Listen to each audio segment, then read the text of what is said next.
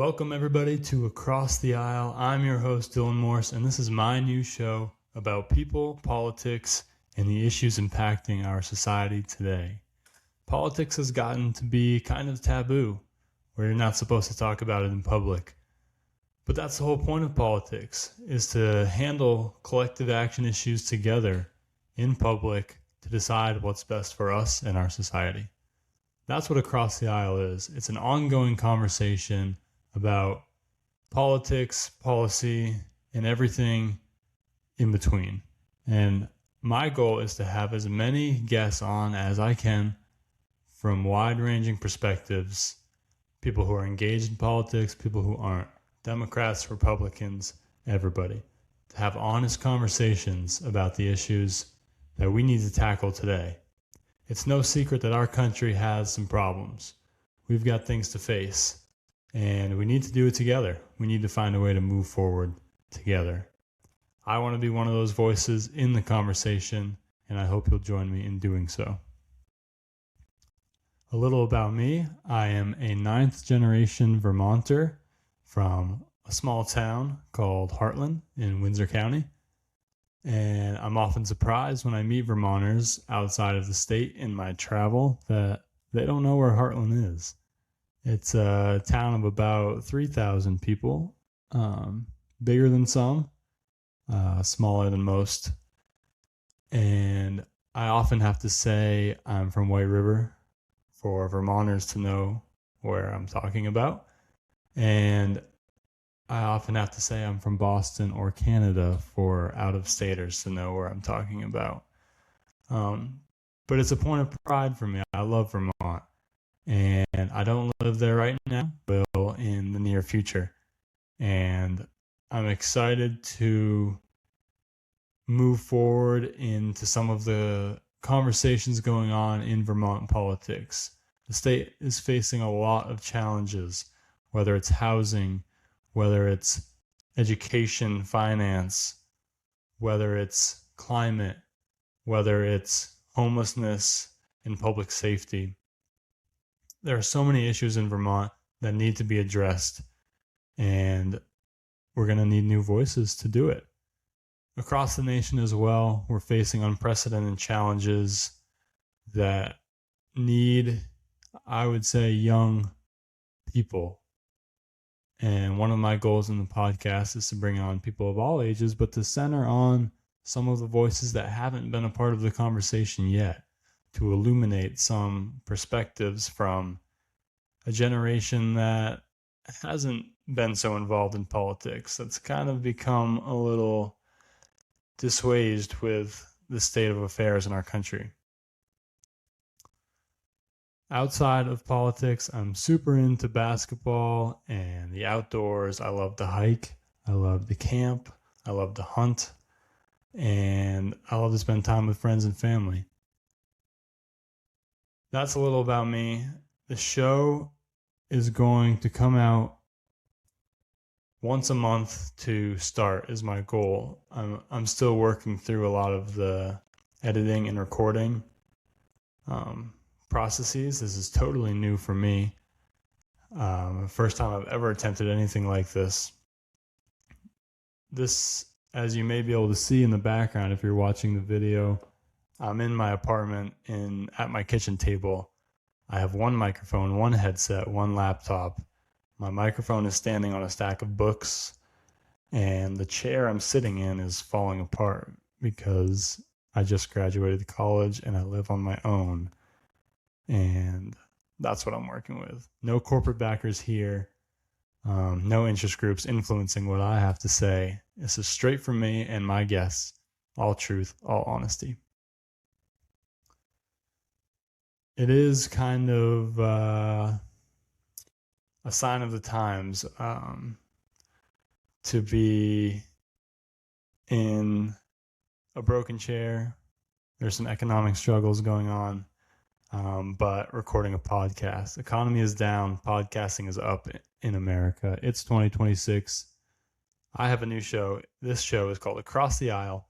And if you haven't been following along, I've been writing a weekly Substack called The North Star Narrative.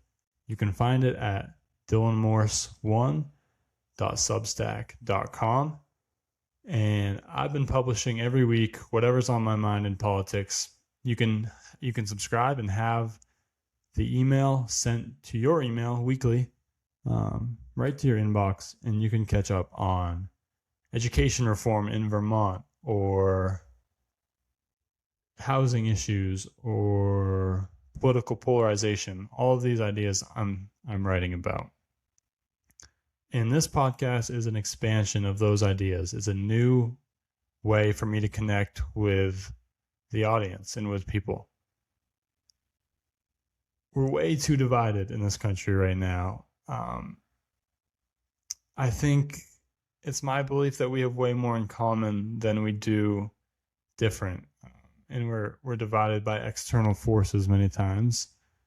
But to be this divided is to not be able to attack the problems that we're facing. We can do better.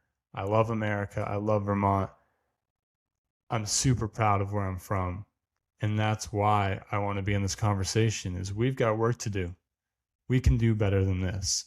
That's why I'm here. And if you're listening, I hope you'll join me in that quest. So like I said, across the aisle, once a month, I'm going to be sitting down with guest or solo to talk about whatever's on my mind or my guest's mind.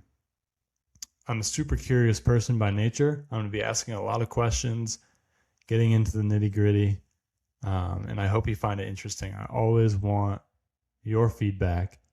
If you have questions, if you want to suggest topics, if you want to hear my thoughts or someone else's on a certain issue, please reach out. You can contact me at dylanmorse121@gmail.com. And I hope you enjoy the show. To help introduce the show this week, I have my first guest. She also lives with me, so I commend her for taking on these crazy little projects that I come up with. She's also my editor-in-chief of the North Star Narrative. Allie White is in the kitchen studio with me this week to break down some issues, to talk about our experiences in education, to talk about Vermont, to talk about youth in politics and political polarization in general. It's a super interesting conversation, and I hope you enjoy it.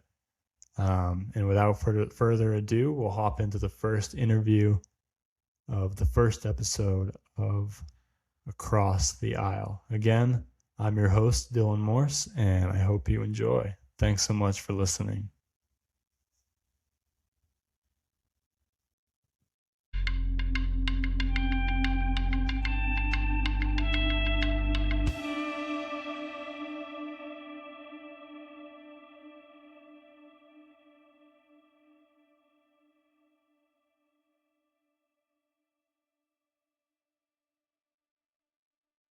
All right, I'm here with my guest, Allie White. Welcome to Across the Aisle, and thank you for joining me today. Thank you so much for having me. I'm very excited and honored to be the first guest on Across the Aisle, and I'm really proud of you for doing this. Thank you. Allie is my wonderful girlfriend, but she is also a political mind in her own right, and I know she thinks about these issues very deeply, and we have many great discussions inside the walls of our apartment about Vermont, about the US, and about world politics. And I thought it'd be nice to kick off Across the Aisle with a conversation between the two of us. I do just want to add a disclaimer that I know nothing. I'm just here to entertain. And I know some things, but I'm just saying that we're just here to have fun. And shout out to all the listeners out there. We're not experts, but she also doesn't give herself enough credit. So we will kick things off. Just if you could do a quick introduction about yourself, who you are, where you're from, and what your interests are in politics or just generally. Okay, yes. So I'm Allie White, and I'm from Bennington, Vermont. That's the most important fact about me. Anywho, yes, I'm from Bennington. I went to UVM and I studied political science and history. And then I've had many professional experiences. Bulk of my career was spent working on Capitol Hill. I worked for U.S. Senator Peter Welch. Shout out, Peter. Love you. Yeah, so I mainly was a scheduler in Senator Welch's office and learned so much through my experience working in DC and, decided that it was time to take a different direction, shall we say. And yes, so now Dylan and I are living out west in Boise, Idaho, and I'm part of Teach for America. I'm teaching middle school right now, so send your prayers. No, it's also been a very enriching experience, and there's a lot there as well. But yeah, I love Vermont. Obviously, we're headed back home soon, hopefully. That's where our hearts lie. But yeah, that's a brief synopsis. Okay, thank you. I want to come back to the education topic and what you're doing with Teach for America. It's a highly, highly selected program. I know this because I was not selected, and it's very noble work. But let's start in Peter's office. So our early mid-20s working in Washington, D.C. in first Representative Welch's office, and then after 2022, Senator Welch's office. I like to focus a lot on state issues sometimes, but can you maybe flesh out a little bit for the listeners the principles of federalism here? What is different about Peter's role as a U.S. Senator in Washington versus some of the local things that we'll be focusing on later in the podcast that the state legislature is doing, the governor is doing on a more state and local level? Yeah, I mean, that's a great question. I think that when it comes to Congress, the focus in the past, say, 5 years or so has been focused on curbing Trump's authoritarian actions. How successful or not they've been at that is questionable. But yeah, a lot of committee work in both the House and Senate, obviously. Peter's role specifically was in the judiciary committees, and some of the Vermont-specific issues, including education, for example, which I know will be the main focus of the legislative session. Yes, is the word I was looking for. Will be on education, the focus of this session. So that's widely a state issue, for example, and I know a lot of Vermonters want to see change there, and I think there's a bit of a tension where we ask so much of our congressional leaders where some of their power isn't as large as you may think.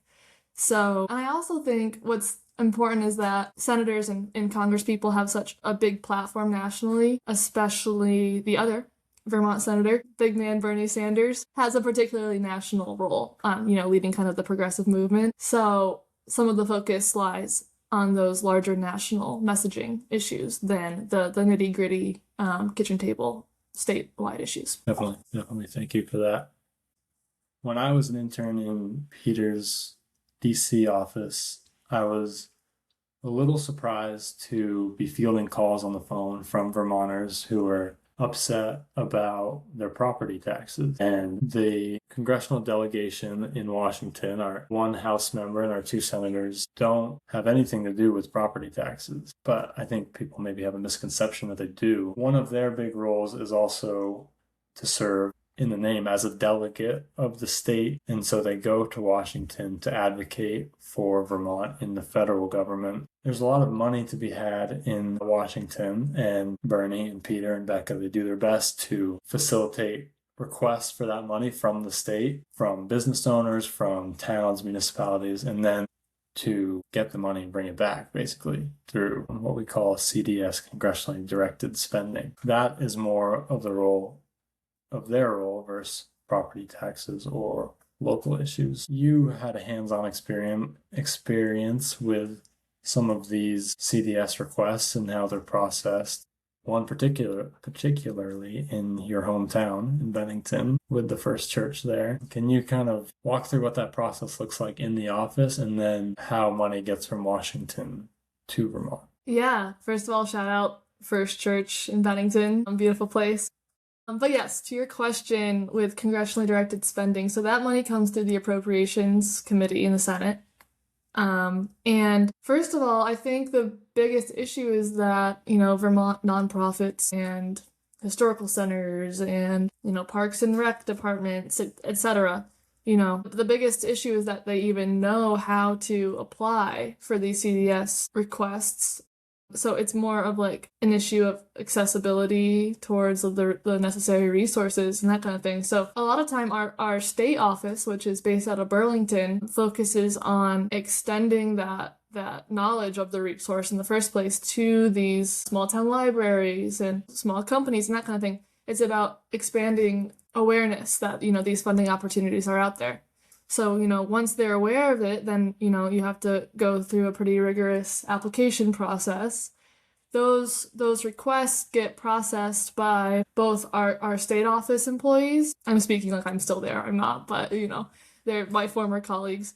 They get processed by that team, which has very, direct hands-on experience with constituents, and also by the DC office staffers. So it's kind of a collaborative process to, review the requests and then kind of decide where our appropriated funding gets dispersed throughout the state. Cool. Very interesting.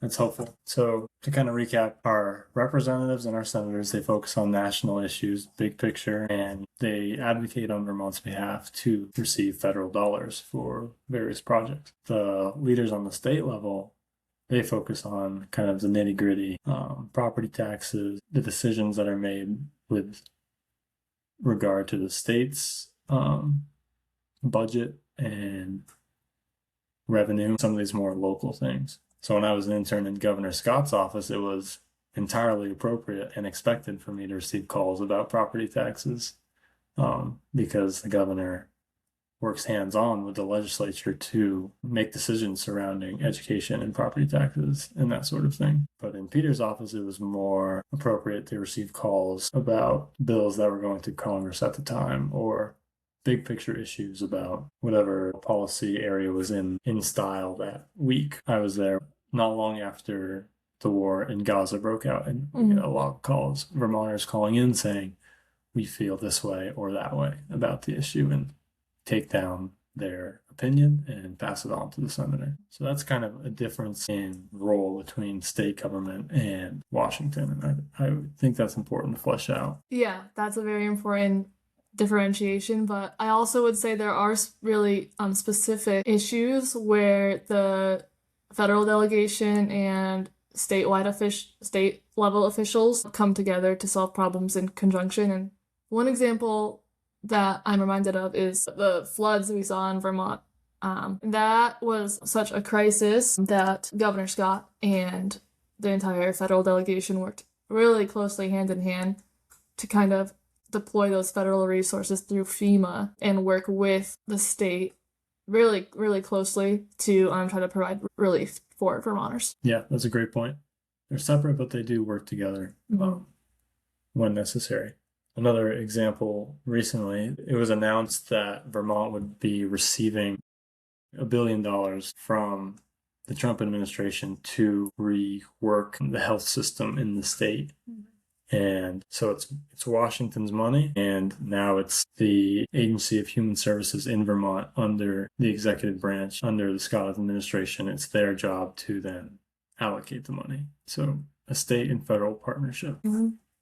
Okay. Great. Let's shift gears a little bit. We'll start talking about education. It's the biggest issue in Vermont this session. Like you said, there are forecasted property tax increases to fund the education system because costs keep rising. The root causes are somewhat known, somewhat nebulous, and debated, and the solutions are certainly across the board. You're working in education right now. What does it look like to be a classroom teacher in 2026? What are the challenges? You're working in a specifically low-income area. That's the purpose of Teach for America. It's a place teachers where schools lack resources. What's it like being a teacher right now? What are the challenges that school systems are facing? Well, the challenges are plentiful. I think that this is such a multifaceted issue. It's kind of difficult to summarize, but some of the main things I'm seeing include low academic performance. When the achievement levels are lowered, that builds on grade on grade on grade. And so the issue kind of multiplies in its severity. So I think one of the core causes of kind of this low performance, and in Vermont, I've seen some statistics about how the academic performance on standards in reading and math have decreased drastically. Drastically. Right. I think Vermont used to be in the top 5 when it came to public school performance, and now we're ranked in the 31st or 2nd in this country, which should be of concern to people of every age. As a fiduciary concern, as a top spending state in education, but also as a value concern in that Vermonters care deeply about the quality of their public education system and what we're able to do for our kids. Yeah, of course. I mean, I feel that in my core as a Vermonter, like that's something I'm proud about is, when I was going through the public education system, say 15 or 10 years ago, I was proud of the public education I was receiving in small town Vermont.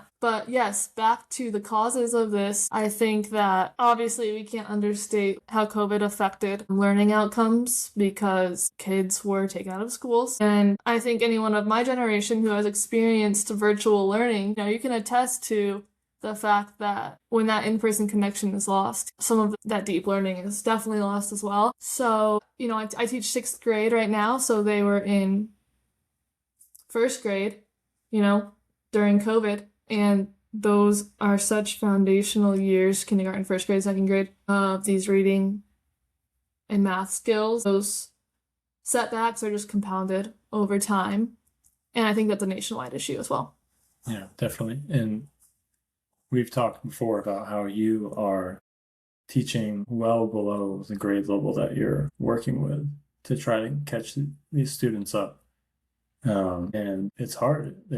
There's, I guess, competing schools of thought on how to handle this. Sometimes students get passed along without going back to learn the basics. In some places, students are held back until they can meet the standards, and it's hard to know what is best. But I think it's clear that something has to change. Idaho has taken an interesting approach to public education in that they are not approaching public education. They are siphoning public dollars, tax dollars, out of the education system to give what they call choice to parents to send their students to charter schools elsewhere. It's not an equitable system of learning. And you see that when you go to your classroom, when a lot of the students with resources, their parents who have resources can send them elsewhere, and it leaves a very needy student population in the classroom and takes away from the quality of learning when we could all be committed to one strong public education system. What does your classroom look like, and do you think this plays a role? Yes, I mean, first of all, the elephant in the room here is that we're living and working in a red state, and the state government here in Idaho is obviously controlled by Republicans. So their approach to education, as Dylan just explained, is kind of antithetical to our value system when it comes to the truth, or our opinion,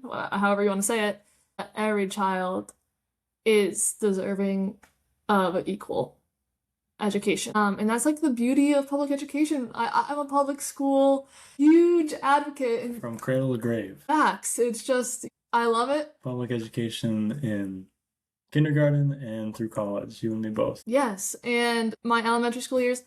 First of all, big shout out Molly Stark Elementary. You know who you are, okay? And going to that school was such the formative experience of who I am. And it's just being in social situations, in the academic situations with a wide variety of kids. I just believe in that so much. But anyway, back to Dylan's guiding question here about what I'm seeing in the classroom is that behavior is so low and so concerning. You're not really teaching most of the time. Well, yeah, it's a lot of classroom management. You have to establish that first before any content can be taught. And obviously behavior issues stem from issues at home. And that's why I mentioned at the beginning of this that education is such a multifaceted and layered topic, because these are societal problems that seep into public schools? And the answer is not, okay, Idaho, the answer is not separating out rich kids and separating out motivated teachers into private schools. Okay, screw that. Tell them. Screw that. Yeah, and the situation, I mean, the solution is going to be complicated and hard, and people are going to have to, maybe give in places where they feel, because this is so personal, education's so personal, everyone has a personal experience with it, maybe your kids are in the system. So I think that when it comes to what's happening in Vermont right now, the conversation around Act 73, it is difficult, and it's going to be a bit messy. Definitely. The state government has a lot to work out between the legislature and the governor. There will be a lot of input from towns. I've written a bit about this in my Substack, the North Star Narrative. You should head over there if you haven't and subscribe and catch up on that content. I've written a bit about the education system specifically in Vermont and the challenges facing it, but also what I think 2026 will look like in Vermont politics and policy.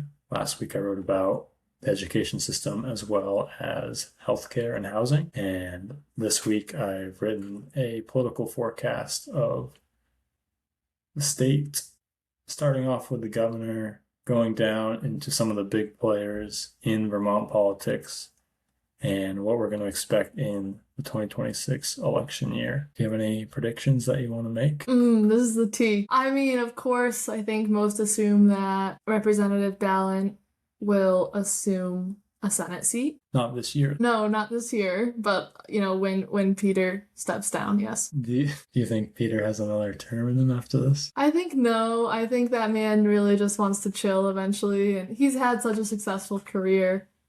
And the Senate is aging, to say the least. And I think he understands that. Yeah, definitely. His term will be up in 2028. And of course, and then Senator Sanders will be up in 2030. And he will be quite old. And so there will be some shifts in who we sent to Washington, which will have a ripple effect in who is leading the state. Let's stay on the age topic. I think leadership across the country is generally older. The Senate is very, very old. It's a retirement facility, arguably. The president is very old. The last president was older. People often look to youth for hope. And you are 26, going on 27. I am 22, going on 23. And I think people our age are getting tired of a system that's not theirs. What is the role of youth in today's politics, and how can we get involved? That's a great question. First of all, I think we're seeing a trend towards youth becoming disengaged with the system, kind of opting out because of distrust in our institutions and because of this kind of nihilism or hopelessness. And that really concerns me, because the only way that we're going to get out of this scary situation that our country faces is from our generation stepping up to the plate and creating change. And I believe in our generation. So I encourage any young people to get involved, whether it be volunteering on a campaign, voting, please vote, or running for office themselves. I mean, participate in your democracy. Pretty much. I also think there are so many challenges coming down the pipe that, 80-year-olds, 90-year-olds just simply don't have the capacity to understand, no shade, but things like AI and the effect that social media has had on the populace. Those are issues that, 20-somethings and 30-somethings need to confront, because we are the affected generation, and we have that understanding and the energy to combat these big issues. Whereas I think there's just a gap of understanding with the older generation. And I respect and love what our older generation, how they've served our country, and it's all appreciation, but eventually, the torch needs to be passed. Yeah, there's always a time for change, and clearly something isn't working. I mean, there are a lot of public policy issues, whether it's affordability, whether it's climate, whether it's tech, social media, and its role in our lives, whether it's immigration, personal liberty, all of these issues that are impacting us differently today than they did in a world that was very different 50 years ago. The world was very different 20 years ago. So yeah, we need fresh perspectives, and that's part of the reason that I'm launching this podcast, is to cast some different voices into the issues we're facing today. We're going to need different strategies to solve them because some of these issues are going unsolved. I think it's easy to get negative about some of these things, which we talked about. But at the end of the day, this is the world that we live in. And if we're not going to change it, who is? So I think there's a bit of hope to take away there. It's one of the reasons I'm launching this podcast. It's one of the reasons I've started writing about these public policy issues and the politics surrounding them, is to provide a different perspective and to do so in a way that is not divisive and that's not polarizing. Because right now these issues in the state of the country is kind of tearing us apart. We see the parties so split, not just on beliefs, but on their views for each other, their negative views for each other. It's not good for anyone, but the incentive is to be combative, is to be divisive, and to stick to your side and to put up your shield. I want to see, and I dream of a politics where people can disagree and respect each other and move and compromise, move towards a shared future, because civil war is not an option and we need to move forward together. So I want to create spaces where we can do that, where we can move forward together, even if we disagree. And we've disagreed inside our own household sometimes. And I have friends all over the political spectrum, and we are able to find agreement. And I think the biggest agreement when I talk to friends and family is that the status quo isn't good enough. It's not working. We don't want to feel like we can't engage in politics, because politics is for everyone, whether you like it or not. You might not want to be a part of it, but it's a part of you, and that the decisions that are made in Washington affect you, the decisions that are made in Montpelier affect you, decisions that are made at Damon Hall and Heartland affect you. And I think people should be comfortable engaging with the political process, and it shouldn't be a high stakes issue. It shouldn't be that if I say something that you disagree with, we can't be friends. We are cut off family members. We're canceled. I think it should be more of a discussion, because we're all human and we all come to, it's my belief that we all come to our beliefs rationally, whether our beliefs are rational or not. We come to them in an organic and understandable way. And if we think that about each other, we can give each other humanity and move forward. So that's a big goal of this podcast. I want to have Republicans on, Democrats on, people who don't regularly engage in politics on, people who feel like politics isn't for them, people who are experts. I want to have everybody on that I can. With that being said, can I expect to have Allie White on across the aisle again in the future? I'm coming back whenever you need me. This was a great experience. I represent one side of the aisle, I would say, but I completely agree with your philosophy on bridging the divide, because we are facing extreme polarization politically. In our country, I don't think that would be news to anybody. And it's scary. It's really scary. I think that the only way forward is to kind of break that heart open, you know what I'm saying? And just be a bit less judgmental of the other side. And actually listen. Listening is such a practiced and acquired skill. I think that's a big reason why we're experimenting with living in Idaho. And I know I've evolved a lot in this region. I think you've already been evolved here. And listening is different than hearing.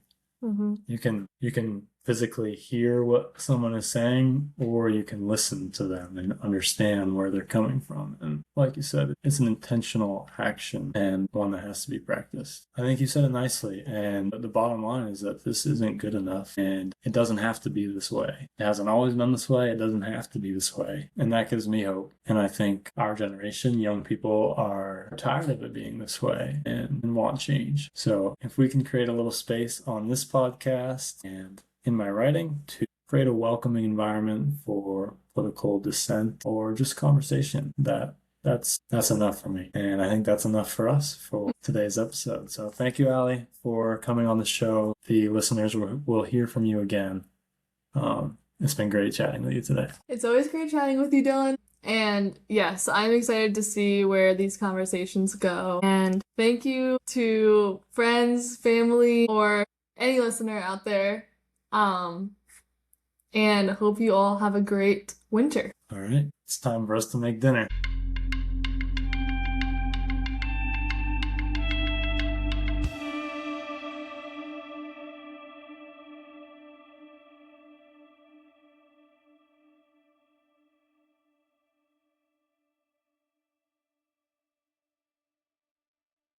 That was my interview with Allie White here on my new podcast, Across the Aisle. Again, I'm your host, Dylan Morse, and I hope you enjoyed listening to our conversation. You can expect probably monthly episodes to start, and then once I get comfortable with the recording process and the editing process, maybe up more from there. This is all new to me, so I hope you'll bear with me. I'm going to work to continue improving the editing process and recording just to make it a smoother listen. If you have feedback, please. My email is dylanmorse121@gmail.com. You can always reach out with feedback, with questions, with topic suggestions, with people you think you'd like to hear from on the podcast.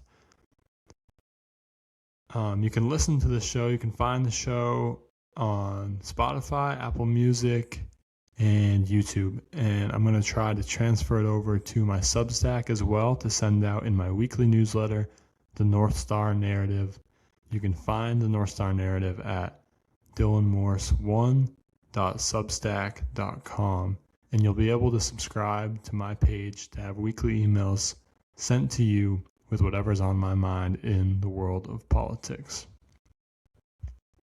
I want to thank you so much for listening. I appreciate the time that you've given me here, and I hope you'll engage. It's the world that we live in right now. It needs some work, and if we don't step up, who will? So I hope you'll reach out. I hope you'll offer feedback and maybe find a new way to engage in politics this week that you haven't before, whether that's subscribing to a new email to read every week, whether my page or somebody else, whether it's making the decision to register to vote, any way that you can be involved in your own capacity, I think does society around us a great service. So thank you so much. You'll be hearing from me soon with more, and I hope you enjoyed. Peace out.